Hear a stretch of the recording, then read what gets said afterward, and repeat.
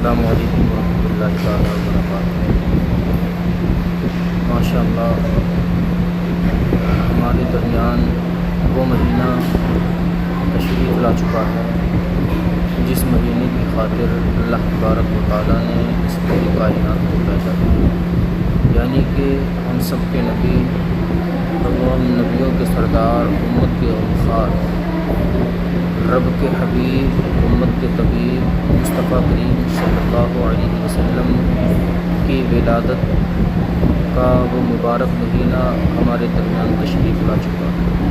That's why مجھے بھی ڈنڈا دے۔ اچھا جی، یہ لیں آپ کے لیے بھی۔ انسپیکٹر صاحب یہی ہے وہ بندہ جس نے پورے محلے کی ناک میں دم کر کے رکھا ہوا ہے، ہمیں تنگ کر کے رکھا ہوا ہے اس نے۔ ڈیڈی یہ کون ہے لوگ؟ کچھ نہیں، آپ اندر جاؤ۔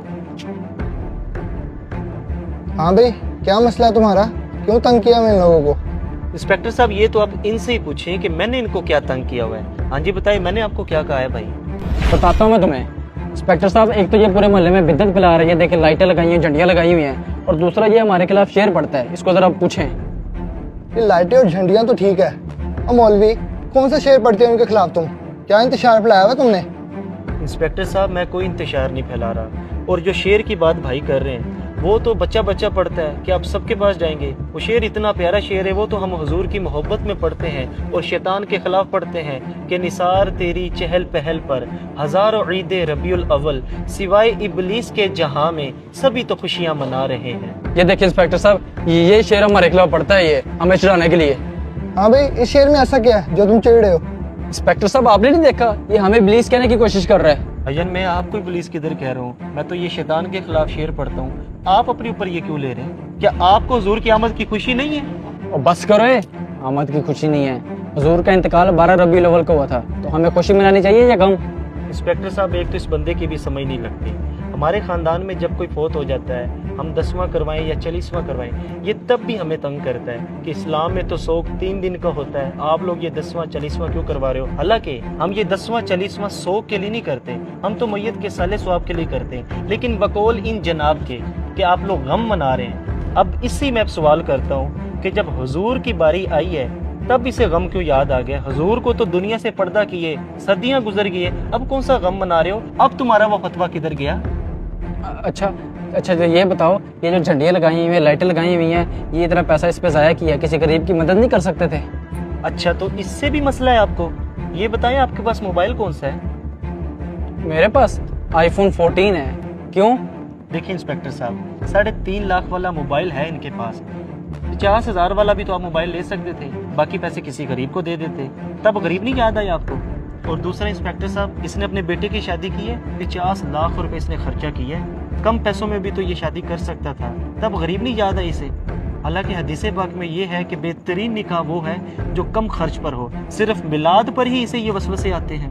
اور یہ جو کہہ رہے ہیں نا یہ فضول خرچیاں، کسی غریب کی مدد کر دیتے، جب یہ سلاب آتا ہے نا تو لاکھوں روپیہ ہم نے جمع کروایا، الحمدللہ ہمیں غریبوں کا احساس ہے، ہم حضور کا میلاد بھی مناتے ہیں اور غریبوں کی مدد بھی کرتے ہیں۔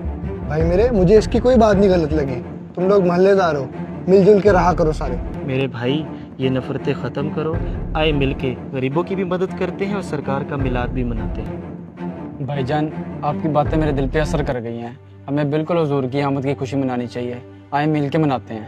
یہ ہوئی نا بات، آئے مل کے میلاد مناتے ہیں۔ قرآن پاک میں اللہ پاک ارشاد فرماتا ہے وَأَمَّا بِنِعْمَتِ رَبِّكَ فَحَدِّثْ، اللہ کی نعمت کا خوب چرچا کرو۔ مجھے بتائیے کیا نبی پاک سے بڑھ کر بھی ہمارے پاس کوئی نعمت ہے؟ نہیں، ہرگز نہیں۔ اس لیے ہمیں چاہیے کہ آپس کے اختلافات کو ختم کر کے حضور کی آمد کی خوشی کھلے دل سے منانی چاہیے۔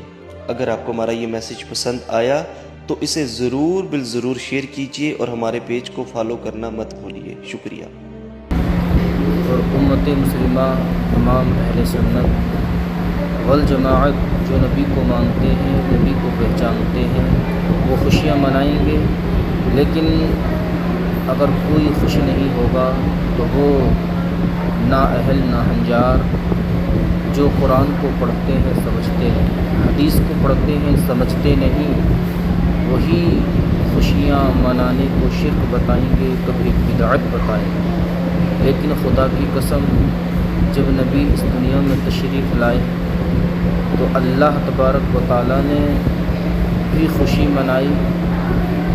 اللہ تبارک و تعالیٰ نے اپنے محبوب کی خاطر آسمانوں پر تاروں کو جگمگایا، سورج کو ایک بلف کی طرح جلایا، اور تمام ہی دنیا میں میرے آقا علیہ السلام کے آنے کی برکت سے تمام دنیا والے سکون قلب پا چکے. السلام علیکم.